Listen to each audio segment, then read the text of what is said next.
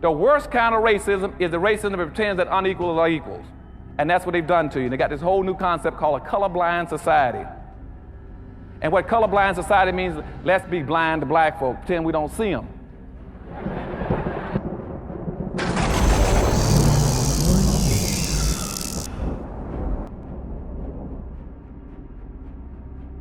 Let me start by saying this. Sometimes you could tell someone something, show them all the evidence that challenges their beliefs. But as my father told me, a man convinced against his will is a man of his opinion still. A lot of times we hold beliefs so true to the heart that we cannot fathom the idea that there's evidence that challenges those beliefs, and that has a lot to do with ego, especially when we're adults. We don't like the feeling of being fooled. So when we are faced with evidence that challenges our beliefs, we immediately blind our eyes and close our ears to that evidence, because no one likes to be wrong. Now, with that being said, let's get into this objectively. Okay, so explain to me when Charlie Kirk says that blacks were better off in the 1940s and that the Civil Rights Act should not have been passed. I actually can explain that in detail. I can explain that in detail. There's an hour and 22-minute long podcast where he dives into it. And what he goes on to talk about is that the intentions of the Civil Rights Act were fantastic. The desire for equal opportunity, but that because it was so broad and so vague, it made room for things like demanding equal outcomes. He cites a case where teachers in New York have to take a basic standardized test, okay? And this started in the 1980s and the 1990s. Unfortunately, Black and Hispanic teachers didn't pass at the same rate that whites and Asians did. Was Charlie Kirk inaccurate when he spoke about the civil rights movement being a mistake? On the surface of such an accusation, there is far too much room for ambiguity in the careless delivery of this statement that it insinuates the idea that black people would be better off going back under the oppressive rule of Jim Crow laws. But had he spoken his words more carefully, by structuring the conversation around the idea that mistakes were made in the civil rights movement, instead of saying the whole movement was a mistake, which is to throw the baby out with the bathwater, had Charlie Kirk expressed that mistakes were made in the civil rights movement, then his sentiment would considerably be more accurate, given the fact that one of our most respected scholars, Dr. Claud Anderson, chastised foundational black Americans pertaining to the idea that when we fought for civil rights, mistakes were most certainly made. Throughout the civil rights movement, when they should have been focusing on the real issue, they didn't do it. Instead of focusing on correcting the historical damage that had been inflicted on black folk, they started messing around with civil rights and integration and never touched the problem. Ran all over the country, thinking that by taking down the signs over the water fountains or the bathrooms about colored only or black only, that they were dealing with racism. They didn't even touch racism. Racism was 3 stories down. Getting a black folk to sit in a white restaurant or sit on the front of a bus has no meaning at all. The second thing they did was they never had a plan. They ran all over the country from one demonstration, one march to the next one, never had a national plan about what they're gonna do when they get there and what the next generation of blacks are gonna do. And thirdly, they never built an institution to carry out a national plan. And when they did that, whites then changed their policy on blacks. They figured out black folk had displayed this inappropriate behavior and missed the boat. So what they did then, they said, let's put the moves on them. Johnson then wrote a law saying, you got to correct the conditions of black folk in 1965, what's called the Affirmative Action Bill. When that came out, they put the moves on us. Now that's Dr. Claud Anderson in his own words. Now let's compare that with what Charlie Kirk said are his points of contention with the civil rights movement. The Civil Rights Act was a new founding where we decided to discard the U.S. Constitution and reconstitute the story, the mantra, the creed, and the vision of America. And you even see this in Republican circles as well. Well, they say, well, the Civil Rights Act corrected a lot of the errors of the Constitution. No, it didn't. The Civil Rights Act was a completely new creation. Of course, it was well intended by some. We have acknowledged that many times. But the Civil Rights Act at its core was a new founding. It was to discard what happened prior. Let me stop this right here. The civil rights movement was not to discard what happened prior. It's impossible to discard what happened prior. But this is the ideology of some people to want to erase the past. This is code word of the civil rights movement was to erase the past. We do not discard our ancestors and what happened to them. That is a fantasy by many in the so-called white society, and they would like for it to be discarded. However, I just needed to interject, but let's continue with his take on the civil rights movement. The Constitution says people have equal rights. Imagine just treating people equally. The Civil Rights Act does not treat people equally because the legal theory under the Civil Rights Act is disparate impact. And so therefore you can't arrest a bunch of criminals in DC because you might be disproportionately arresting black men, and that might be deemed as racist.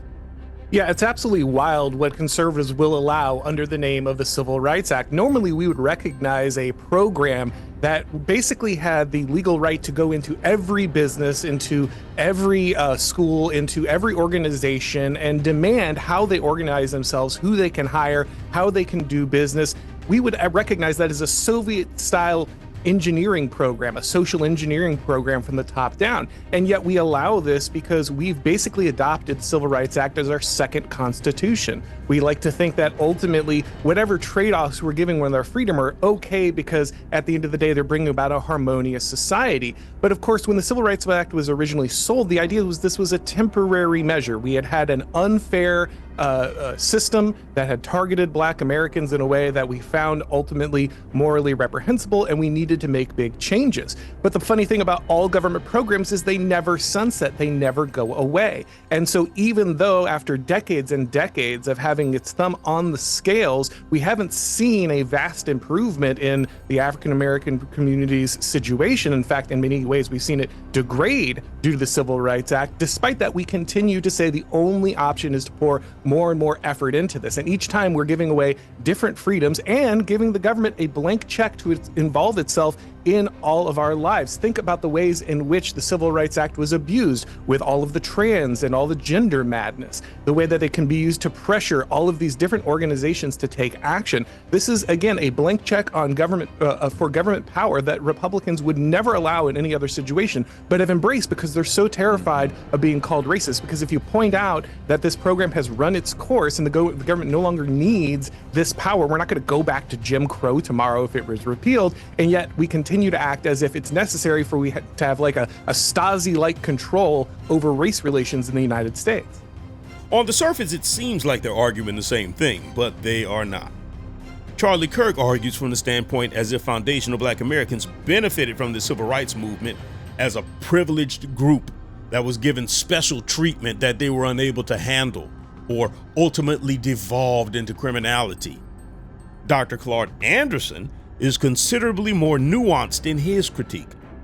He says it's not that we couldn't handle the newfound privilege, but that our habit with wanting to share everything with everybody caused everyone to benefit from the civil rights movement except for the people who were meant to benefit from it.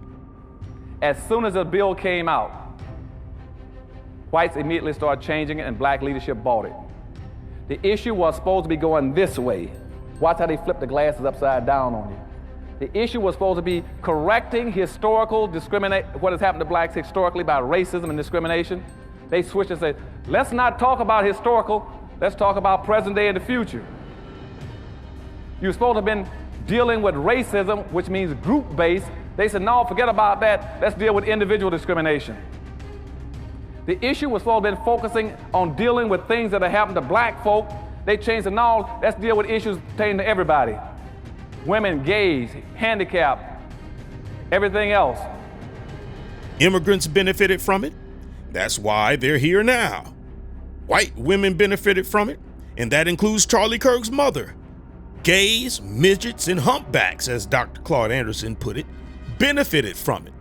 But foundational Black Americans found themselves integrating into a flooded competitive environment of their own doing, because they want to look out for everyone and not just themselves. The detail that Charlie Kirk missed is that the outcome of foundational Black American society after the Civil Rights Movement was a result of embodying a spirit of kumbaya, and not the result of the Civil Rights Movement itself. This was the result of Black leadership allowing the Democratic Party to co-opt the Civil Rights Movement and dilute it for the benefit of Johnny-come-lately. Because what we won't do is act like foundational Black Americans don't have a track record of building their own societies to the point where their neighboring white societies become economically jealous and wanted to destroy it. And sometimes they successfully did. What they so conveniently leave out is that Martin Luther King was arguing for the resources that everyone else was getting that foundational Black Americans were being denied. At the very same time that America refused to give the Negro any land, through an act of Congress, our government was giving away millions of acres of land in the West and the Midwest, which meant that it was willing to undergird its white peasants from Europe with an economic floor. But not only did they give the land, they built land-grant colleges with government money to teach them how to farm. Not only that, they provided county agents to further their expertise in farming. Not only that, they provided low interest rates in order that they could mechanize their farms. Not only that, today, many of these people are receiving millions of dollars in federal subsidies not to farm, and they are the very people telling the black man that he ought to lift himself by his own bootstraps. And this is what we are faced with, and this is the reality. Now, when we come to Washington in this campaign, we are coming to get our check. It wasn't just about sitting at a lunch counter and eating a mayonnaise and cheese sandwich with white people, but this is how they frame it. No, the problem was that too many foundational Black Americans became content with the idea of eating a sandwich next to white people after the benign neglect, after they had been denied, after the Civil Rights Movement. But during the Civil Rights Movement, much of the goal was stop hogging the resources so we can do for self. After the Civil Rights Movement, that progress was sabotaged intentionally, according to Dr. Claud Anderson, by many of the Democratic Party. Many whites in the Democratic Party sabotaged it and turned it into a gumbo stew for everyone to eat off of. And when they did that, they destroyed affirmative action. Don't even waste your time even chasing affirmative action anymore. It's been destroyed. It was supposed to be helping black folk. We haven't seen a vast improvement in the African American community's situation. In fact, in many ways, we've seen it degrade. Think about the ways in which the Civil Rights Act was abused with all of the trans and all the gender madness. As soon as the bill came out, whites immediately started changing it and black leadership bought it.